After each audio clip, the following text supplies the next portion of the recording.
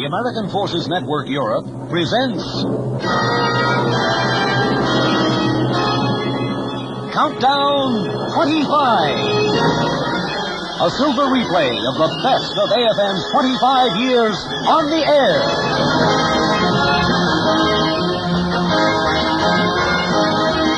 Good evening, ladies and gentlemen, and welcome to Countdown 25, a special series devoted to recalling the sounds of the past quarter century.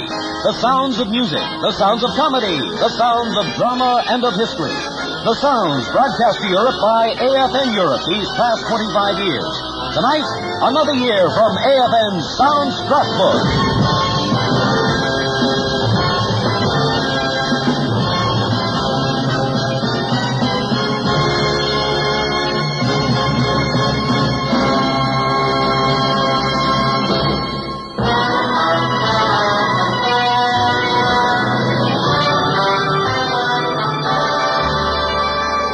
This evening, we recall the year that began for AFN on the 4th of July in 1956. Ladies and gentlemen, we have a big show, a real big shoe, with Elvis Presley headlining tonight. Promise. And during the show, Elvis is going to appear all the way through the show because sometimes people tune in a little late. We've got a great all-star show going along with him, but right now, singing a medley of some of the songs that you enjoyed to the extent of boosting them over the million mark, here is Elvis.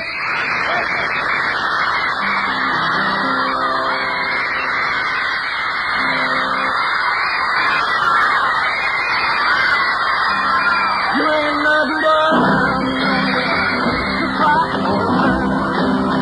you ain't nothing but well, you ain't never gonna learn how to hate no fool. Well, I said you were that way. Well, that's just a lie. You know, I said you were that way. Well, that's just a lie. Yeah, you ain't never gonna learn how to hate no fool. You ain't nothing but a hound dog. You ain't nothing but a hound dog. Talking all the time. Well, you ain't never gonna have it. You ain't no friend of mine.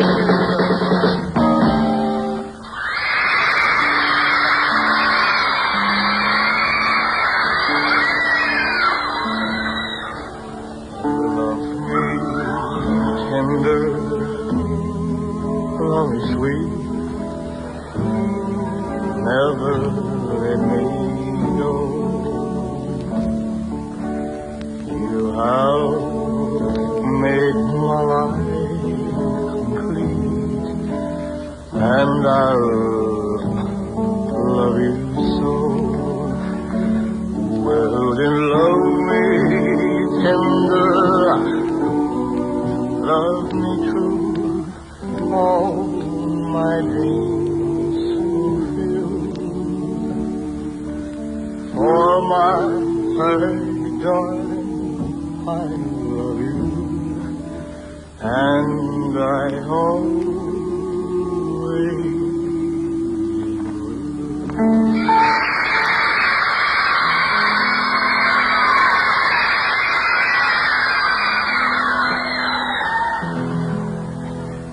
Thank you very much.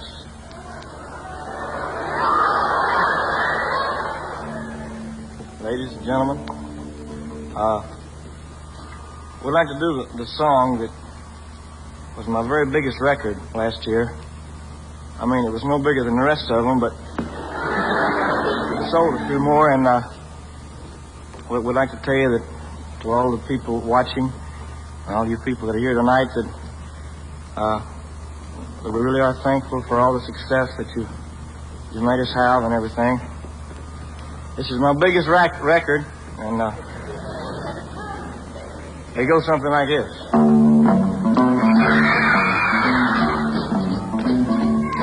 You know I can be found sitting home all alone. If you can't come around, at least please telephone.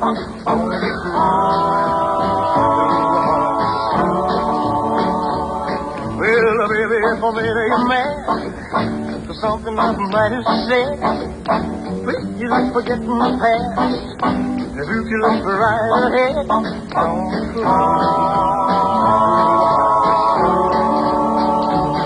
I don't want no other love, baby, it's just you are.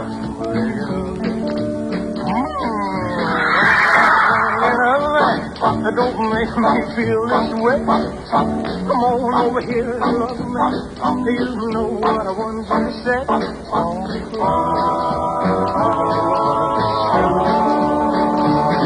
Why should we be apart? Little love, baby.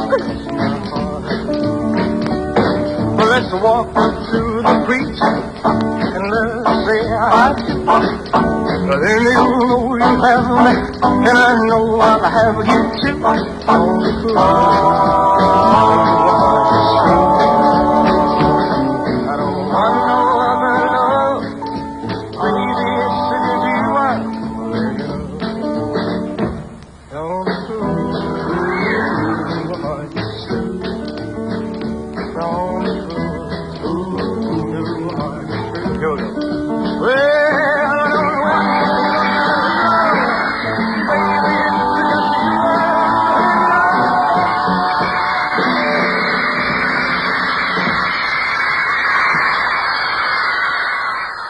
Elvis Presley making his first nationwide appearance on The Ed Sullivan Show in 1956. Presley, a young man from Memphis, Tennessee, who introduced a new style in music to the world that year, and in so doing wore out dozens of suits from the inside. The soundtrack of Ed Sullivan's weekly TV show was one of AFN's most listened-to programs during the network's 14th year on the air. It was that year that another new talent, a comedian, made his first nationwide appearance, also on the Ed Sullivan program.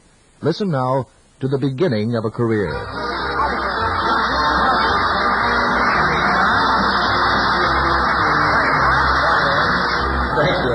Thank you very much, ladies and gentlemen. I'm Johnny Carson, and I'm delighted to be here. And actually, the only reason that I'm on the show tonight is that I'm not important enough to sit in the audience. And I'm always intrigued watching a program at home to see the celebrities that are introduced in the audience. And tonight I noticed that as I stand up here, as I was standing back, I looked out, that one of America's top comedians is in the audience tonight, Milton Berle. And I thought if we all get together and give him a nice hand, we could get him to sit down. Actually, I'm also flattered to appear on the same show where you have the film premiere of Guys and Dolls by MGM. Actually, I was supposed to be on the show tonight on film myself. But unfortunately, when I was born, I wasn't produced by Samuel Goldwyn, so the whole thing went out the window, and I have to do it this way. But one other thing I wanted to mention, coming to New York is always a lot of fun, and I took one of those flights in from California, one of those nonstop flights called the Champagne flights.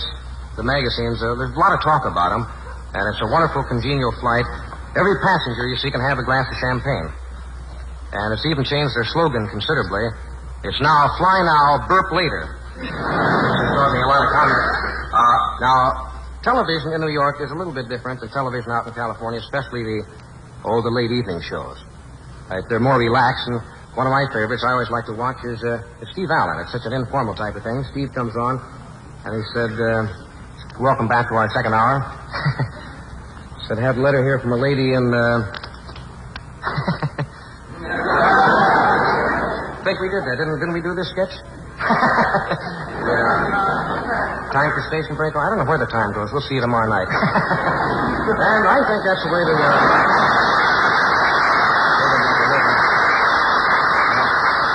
There's a fellow out there, you won't believe this, I know, but there's a fellow out there who runs the Thrifty Cut-Rate Funeral Parlor. He gives green stamps. And he's got, there's a big special on this week only, his annual 1-cent sale. If you pass away this week only, for only a penny more, you can take a friend with you.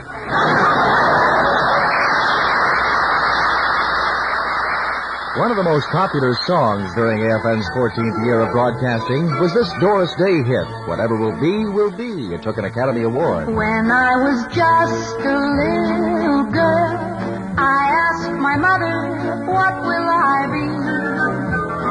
Will I be pretty? Will I be rich? to me.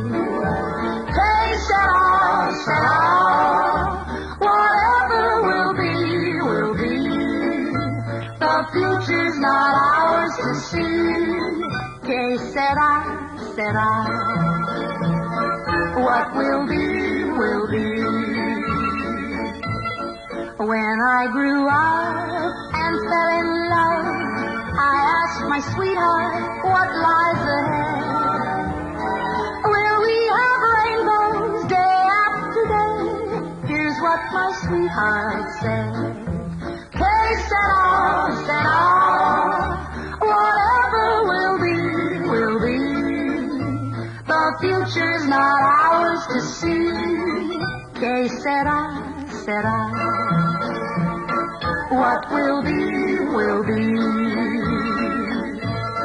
Now I have children of my own. They ask their mother, what will I be?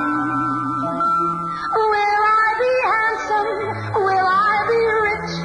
I tell them tenderly. Que sera, whatever will be, will be. The future's not ours to see. Que sera, what will be, will be. Que sera. Through the years, the American Forces Network has interviewed almost every major American entertainment personality. Still others have departed from AFN to eventually become big names in show business. And still others have been stationed with the network while serving their time in uniform. One of these was Gary Crosby, who came to AFN in 1956. And now from our Frankfurt studios, welcome to the Private Gary Crosby Show. Quiet a minute. Wait a minute. What is all that? Shh. What is that? We're about to go on the air. I have a night letter for you. What? We are on the air already. Oh, I have a question for you then. You have a question for me? Yeah. What is the question? What are we whispering for? For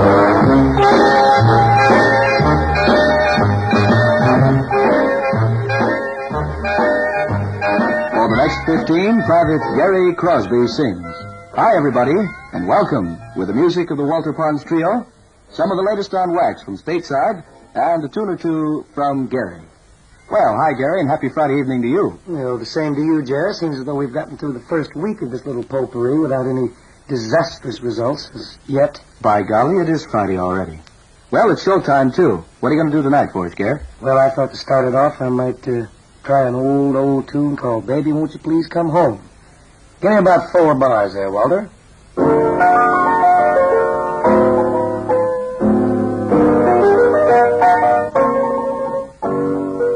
Baby, won't you please come home? 'Cause your loving daddy's all alone. I have tried in vain, never no more to call your name. When you left, you broke my heart. Yeah, now that we're apart, every hour of the day, you can hear me saying, baby, won't you please come home?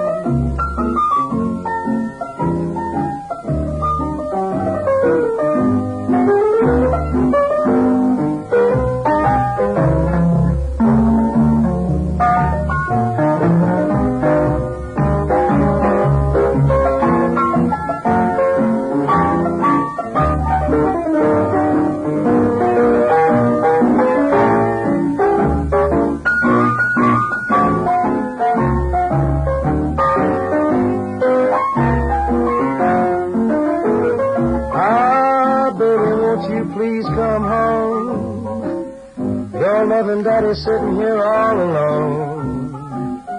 Now you know that I have tried in vain, never no more to call your sweet name.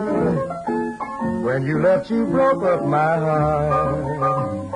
Yeah, honey, now that we're apart, well, every hour of the day, hey, you can hear me saying, baby, won't you please come home, come on home. Baby, baby, baby, won't you please Ah, very nice indeed, Gary. Very nice. Something about those old tunes. They really stay around. They're always nice to hear one more time, aren't they? Yes, they do, and it's always very handy when you have a songbook filled with about 350 of them, too. Yes, especially on this show. Well, Gary, we talked about it all week long, and now I guess we're just about ready to get around to it. That wonderful album that we were going to review by the other Crosby? Oh, yes, the fella... Oh, yeah, the one with the money. Yeah, I remember him. Yes, that's it. Yes. Well, this is an effort that he has recently put out on the Verve label with Buddy Bregman. Well, let's spin one of the sides and see what everybody thinks about him. First, we're going to have a little number called Heat Wave. The Gary Crosby Show, recorded during Gary's years at AFN. You are listening to Countdown 25, a sound review of AFN's 14th year of broadcasting, as the American Forces Network Europe approaches the conclusion of its 25th year on the air.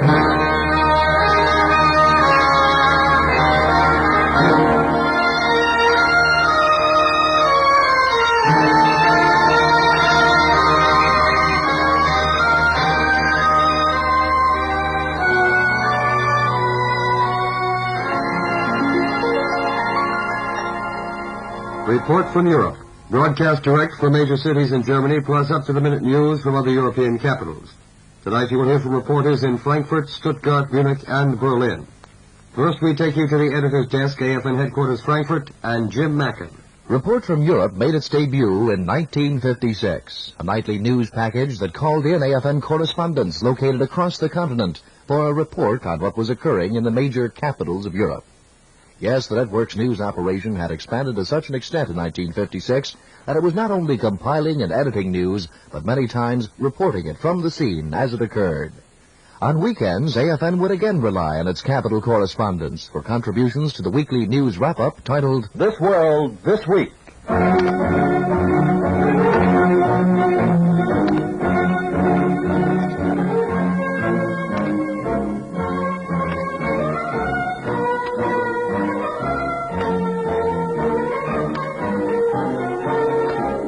This World This Week, the top 5 news stories of the past 7 days. You'll hear direct reports from the U.S., Germany, and the world at large. And now, speaking from the AFN News Desk in Frankfurt, here is your narrator, Private Jim Schulze. A look through the AFN archives of the series This World This Week is like a look through the history that was made in 1956 and 7. One of the first shows in the series deals with Egypt's seizing of the Suez Canal on July 26, 1956. By the end of the year, AFN's listeners were hearing that Egypt's Sinai Peninsula had been invaded by Israel, and 2 days later that France and Great Britain had bombed Egypt. The ensuing battle barely lasted a week. Soon after AFN entered its 14th year on the air, there was also news from the political arena back home. In early autumn, that news was generated at the political conventions. The Democrats were meeting in Chicago to decide who would be their candidate for president. Let us quick vote. Mr. Chairman, Alabama passes 26 votes as follows. Senator Gore, 7.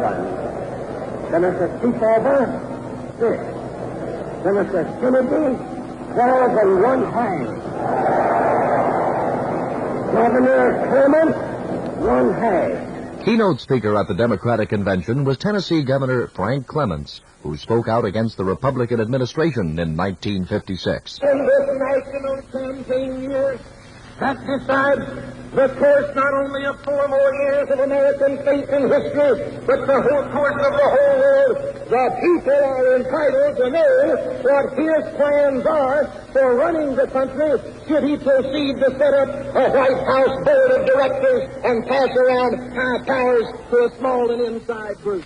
They're entitled to have him accept all of the responsibilities of the office that belong upon him, including that most unbearable one of all, the responsibility for Nixon's irresponsibility.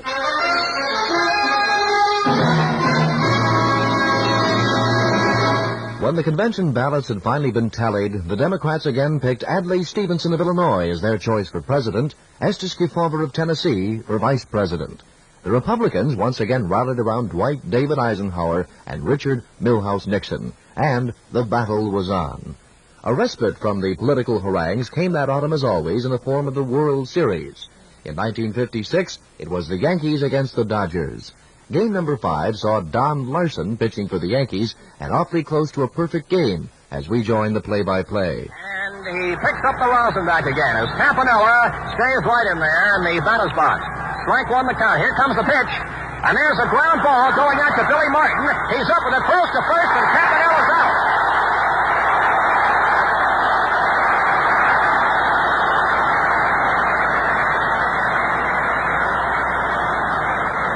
Dale Mitchell will bat for Sal Magley. Dale Mitchell comes up with 2 out in the 9th inning. Here comes the pitch, and it's ball 1.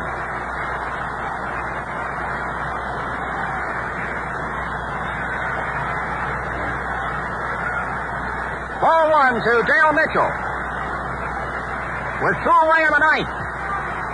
Here comes the next pitch. A strike call. That is 1-1. And this crowd just strained forward at every pitch. 1-1 to Mitchell. He's a left-handed batter.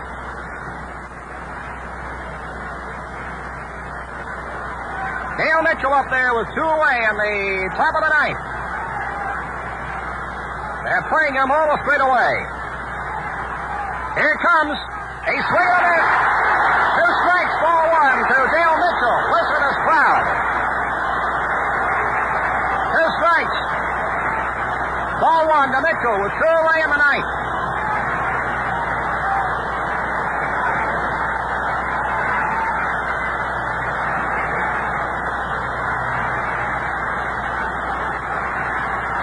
And a ball to Mitchell with 2 away in the top of this 9th inning. Larson looks in. Here comes the pitch. Fouled off to the left.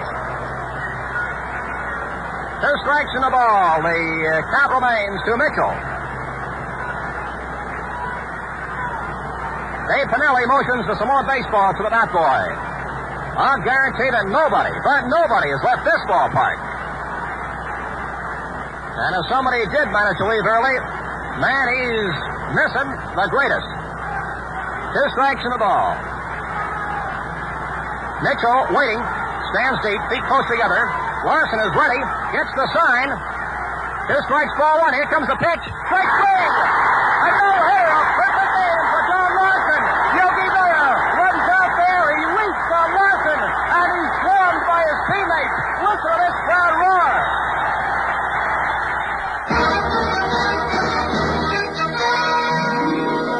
The Yankees went on to win that series in 1956. As election time approached, 2 U.S. commercial jets collided over the Grand Canyon, and the Italian liner Andrea Doria went down at sea, taking 58 persons with her.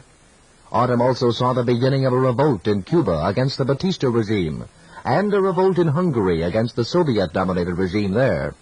Soviet armed forces crushed that revolt on Black Sunday, November 4th. 2 days later, Americans went to the polls, and that night the world knew that Dwight Eisenhower would be in the White House for another 4 years.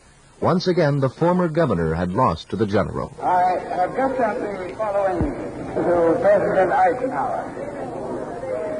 You have won not only the election, but also an expression of the great confidence of the American people. I send you my warm congratulations. Tonight we are not Republicans and Democrats, but Americans.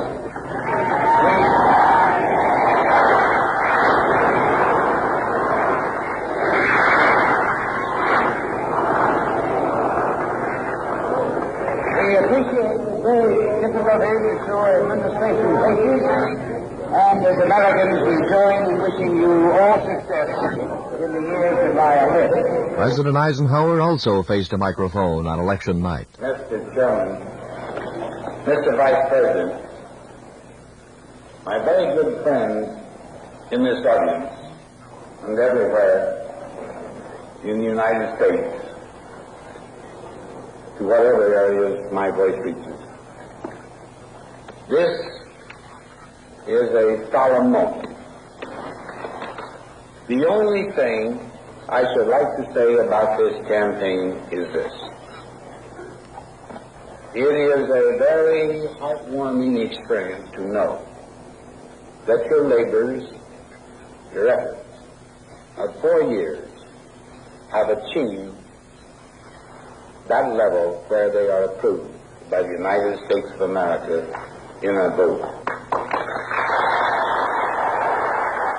And early in January 1957, the president was sworn in for his second term in Washington. AFN's listeners also heard that ceremony. The oath of office will be administered to the President by the Chief Justice of the United States.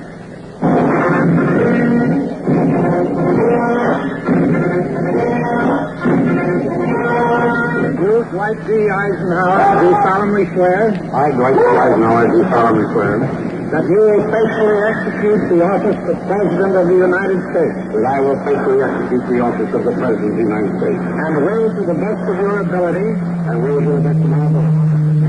protect and defend the Constitution of the United States. Preserve, protect, and defend the Constitution of the United States. So help you God. So help me God.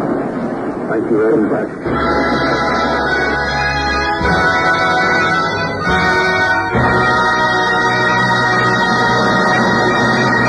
As the new year, 1957, progressed, there was news that Britain had set off its first hydrogen bomb, and rumblings from within Russia that a high-level purge was imminent. On June 2nd, 1957, it came. And here's a late bulletin from Moscow. The Kremlin radio has announced the dismissal of Malenkov, Kaganovich, and Molotov from the Soviet Communist Party Presidium. The group was accused of working against the decisions of the 20th Congress of the Presidium. And such was the news year that was, AFN's 14th year on the air.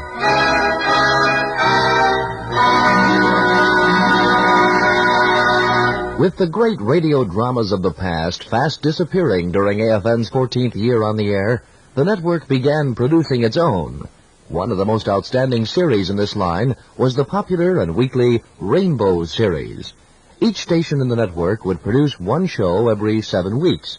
Here's one of the better contributions, a Rainbow program produced in Munich and titled The River and the Road.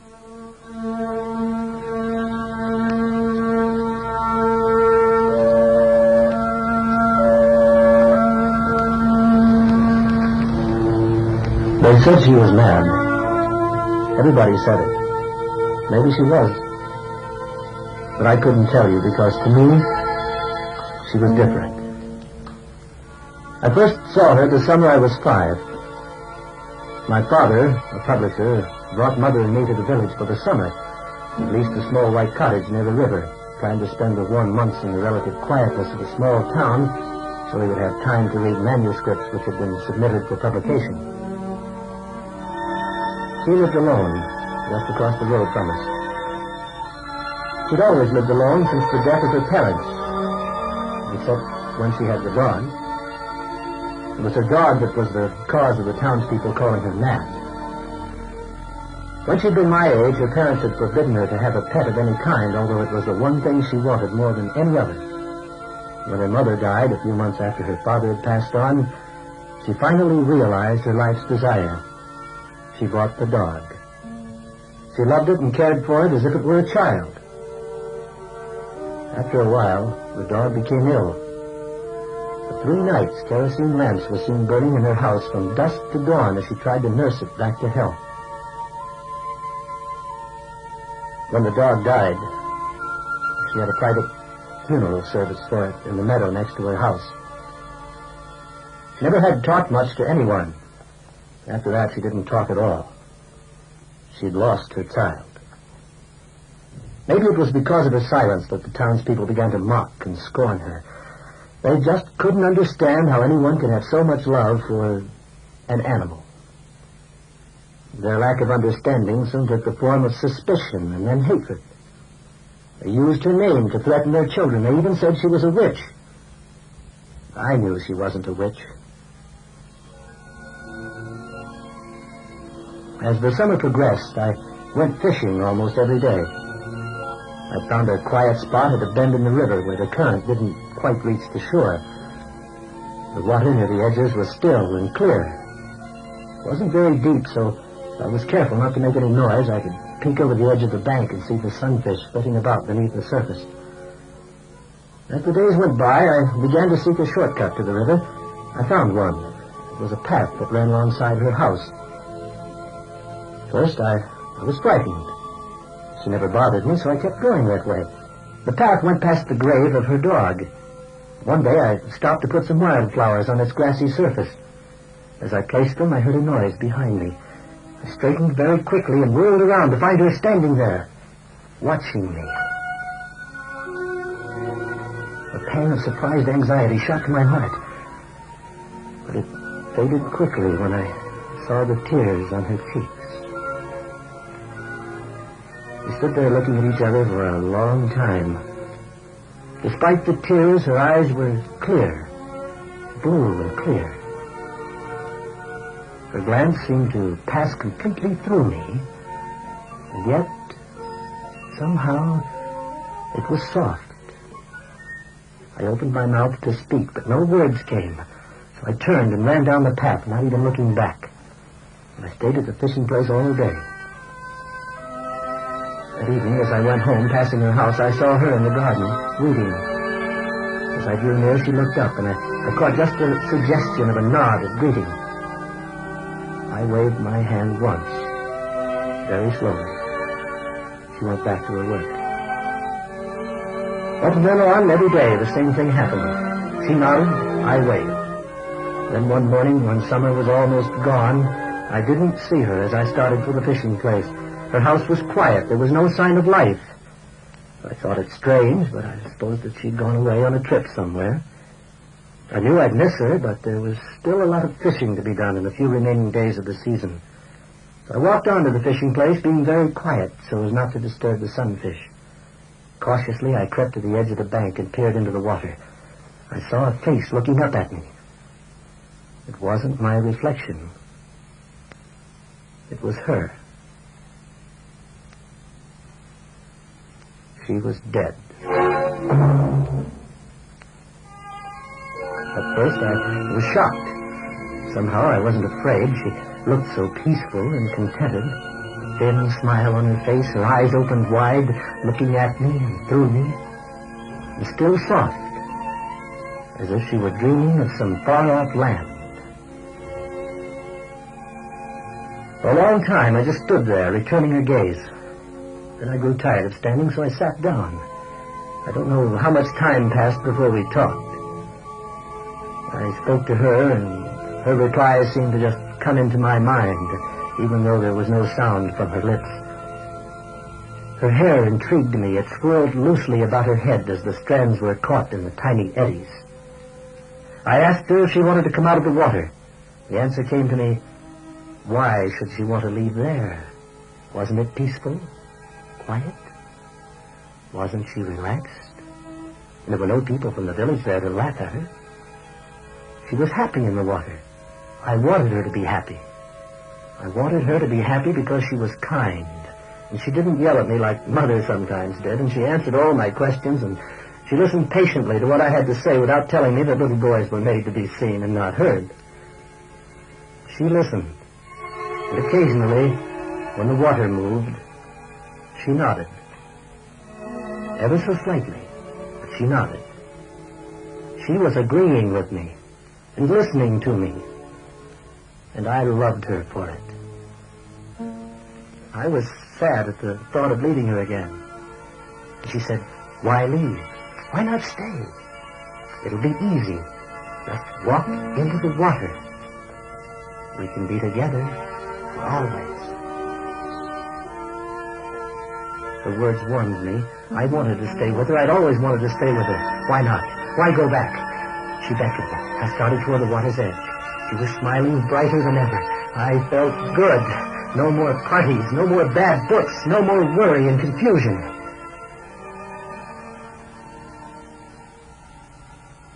And just as the sole of my shoe touched the water, sending tiny circles out into the reflection, I heard the car pull to a stop on the road. I turned momentarily and saw the lights go off, and then turned back to look at her. The tiny wave had reached the reflection and twisted it in 100 places. Her face was still there. But her expression had changed. Her smile was evil. The eyes streaked with yellow were gleaming madly. I jerked back from the water's edge. I've never seen her like this before. I picked up a heavy stone, and against all my desire, I threw it into the pool.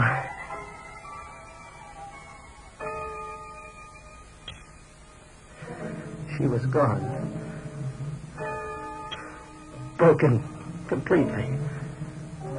And then I turned, started walking toward the car. Walking from the river to the road.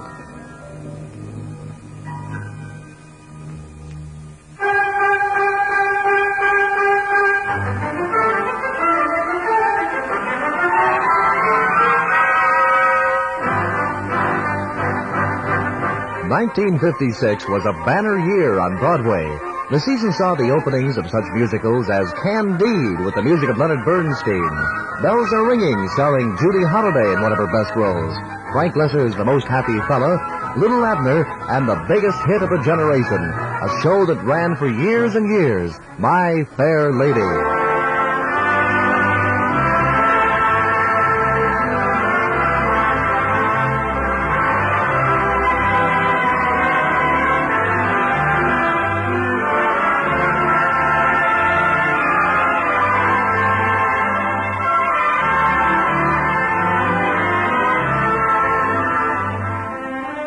My Fair Lady contributed almost a dozen hit songs to AFN's ever-growing library of hits.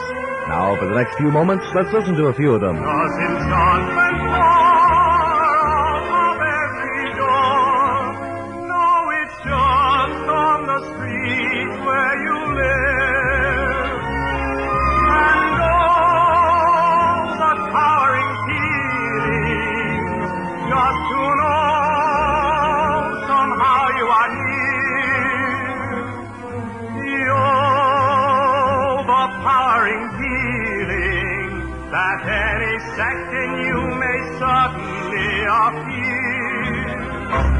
Why can't the English teach their children how to speak?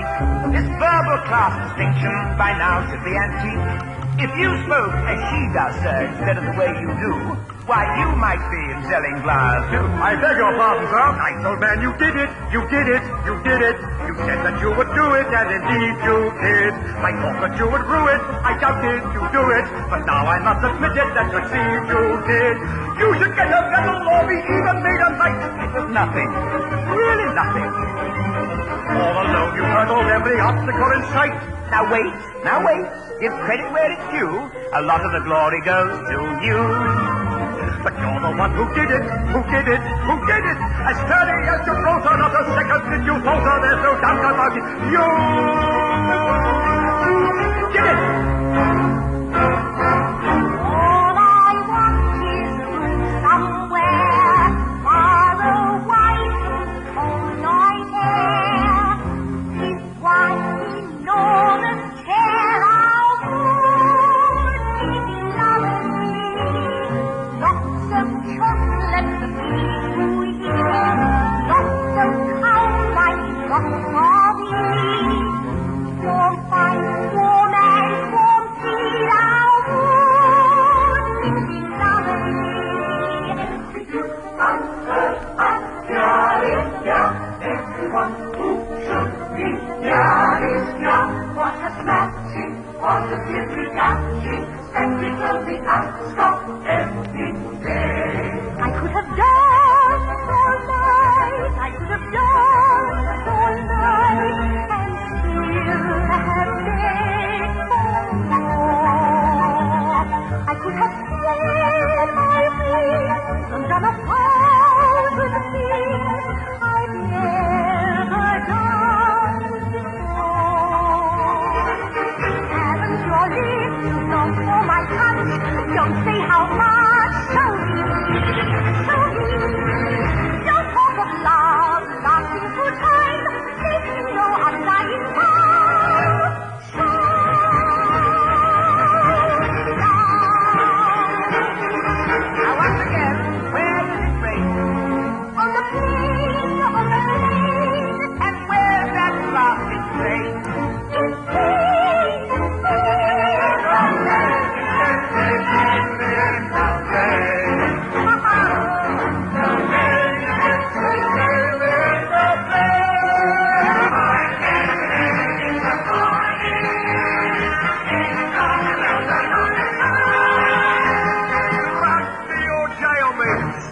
they annihilate me. But then they did it. With a little bit, with a little bit, with a little bit, but luck you'll never work.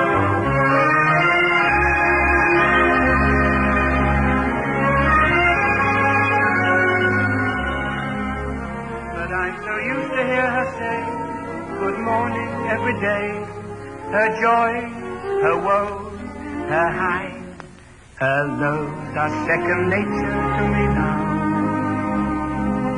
Like breathing out, breathing in.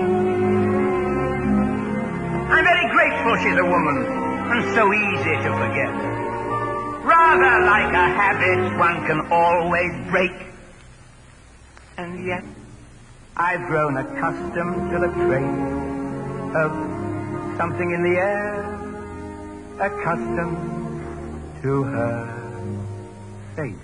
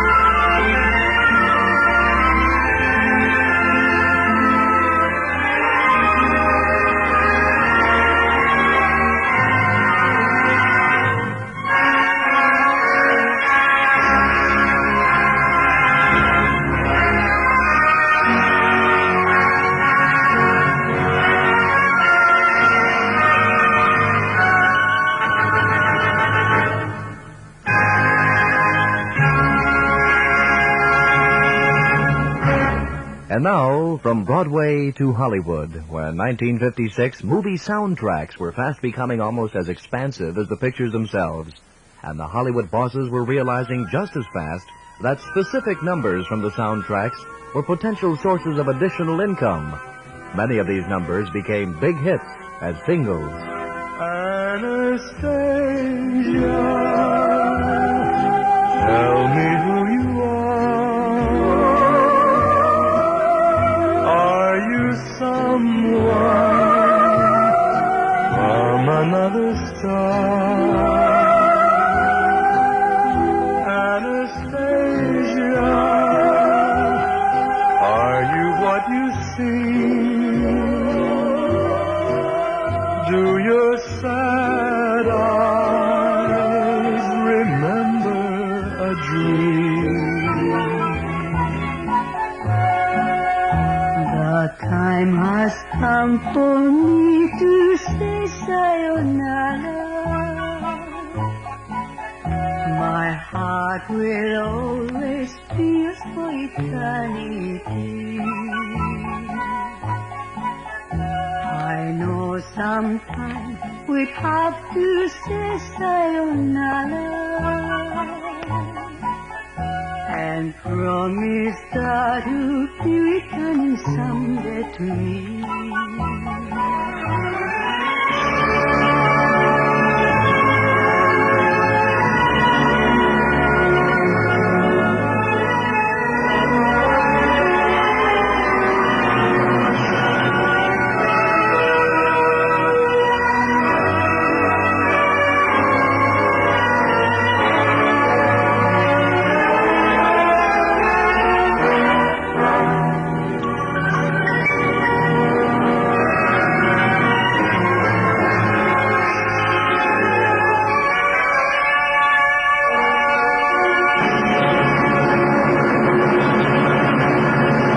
Music from Three Motion Pictures, vintage 1956.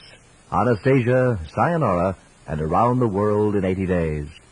Do you remember the ill-fated $64,000 question with its soundproof booth, second plateau, and Hal March? Well, the $64,000 question was probably the hottest TV show going in the States in 1956, and such popularity spawned dozens of parodies. One of the best that year, heard on AFN, was done by the comedy team of Reese and Davis.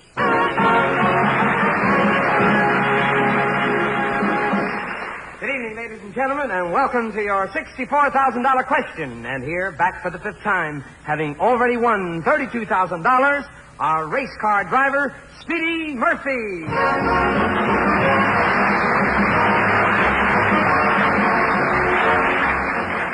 There they go. How do you do, Speedy? Oh, Hal, it's nice to be here. Nice to have you. There they go. Nice to have you back on our... We're on television. Yeah, I know. My whole family's looking in. Oh? The whole Murphy family. Oh, that's wonderful. Can I say hello to my sister? Okay. Hello, Bridie. Oh, there's the baby purr. I know. There they go. I suppose it's been a very exciting week for Very you. exciting, very thrilling week. Lots of letters and telegrams. Telegrams. I got a telegram from my brother. I haven't heard from him in about 16 years. Oh? He's a race driver. Oh? Yeah. What did he say? Send money. Listen to that baby purr, boy. You have a very unusual occupation here. Different. Tell us a little more about it. Have you won many of these races? Well, one time I drove from Chicago to New York and I was first. Oh? But I was disqualified. Why? I was supposed to go to L.A. There's a blinker light in Des Moines. It's confusing. Look out! Women drivers. Road taker-upper? Oh, that's a valve knock. I can fix that. Now, let's get serious. I'm sure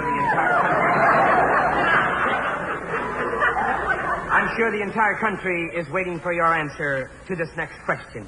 Have you reached your decision? Yes, I have, Mr. March. May we have it, please? Well, I definitely decided I'm going to go for the $64,000.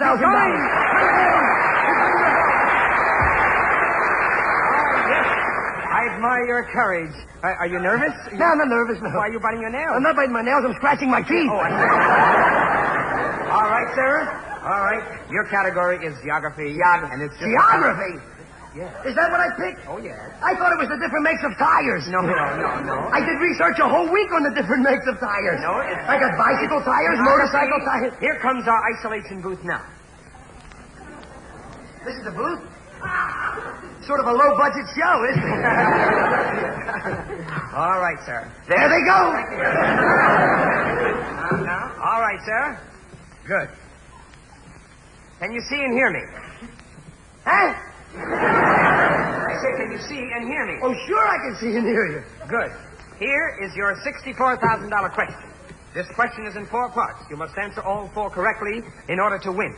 Listen carefully. I will only ask the questions once. 1.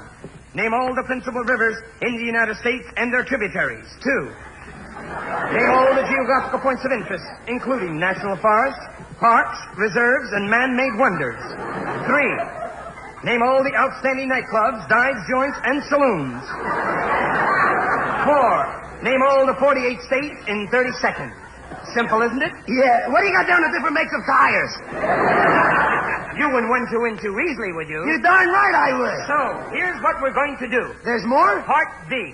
Part B. I'm going to have the orchestra play Holiday for Strings. Not only must you answer your questions exactly, but your answers must be sung and fit the musical phrases so that you and the orchestra finish simultaneously. In other words, you're to sing all your answers. You know Holiday for Strings, of course? No. Well, that'll make it a little more difficult, eh? Get your hand out of the booth. Now, sir, you have 30 seconds in which to decide upon your answer.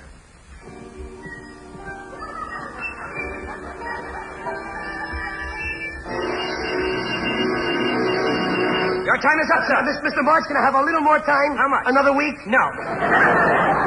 All right, sir. For $64,000, name all the principal rivers in the United States and their tributaries. Mississippi, Rio Grande, Hudson, Monongah, Helliswanny, Wabash, Potomac, Rappahannock, Chattahoochee, Cumberland, Columbia. August, of course, there's the Red River Valley. You're right, too. Name all the geographical points of interest, including national forests, parks, reserves, and man-made wonders. The Yellowstone, Sequoia, Cosmic Islands, Hialeah, Painted Desert, Golden Dam, Niagara Falls, Canyon, Mammoth Cave, Yosemite, the Great Salt Lake, Cosmic Rock and Glow Singers. You're right. 3. Name all the outstanding nightclubs, dives, joints, and saloons. Schaefer, Vila, Martinique, Tacoma, Endocal, Latin Quarter, Trucker, Dearborn, Hardy, Kitty, Davis, Strip, James, Abercrombie, Duffy, Savage, Size, and Bakersfield. You're right. 4. Name all the 48 states in 30 seconds. Go. District of Columbia, New Hampshire, Massachusetts, Alabama, South Dakota, North Dakota, Minnesota, Oklahoma, West Virginia, California, Georgia, Texas, Maine. Good. Mississippi, Washington, South Carolina, Arkansas, North Carolina, Tennessee, Louisiana, Iowa, Nevada, Kansas, Arizona, Colorado, Michigan. That's right. That's right. New Jersey, New York, New Mexico, Ohio, Illinois, Missouri, Indiana, and Montana. 10 seconds. Pennsylvania, Florida, Wisconsin, Utah, Maryland, Kentucky, Oregon, Rhode Island, Idaho, Nebraska, Vermont, Virginia, Delaware, Wyoming, Connecticut. You're absolutely right, sir!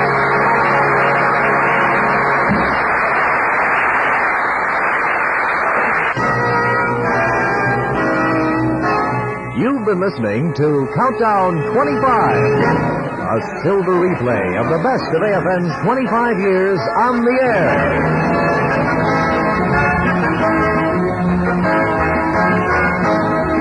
Tonight, AFN has brought you the sounds of its 14th year of broadcasting. The sounds that began emanating from AFN's transmitters on the 4th of July of 1956. Tomorrow evening and each evening at the same time until July 4th, 1968, AFN will present a sound review of the years it has been serving American forces in Europe. A countdown to AFN's silver anniversary.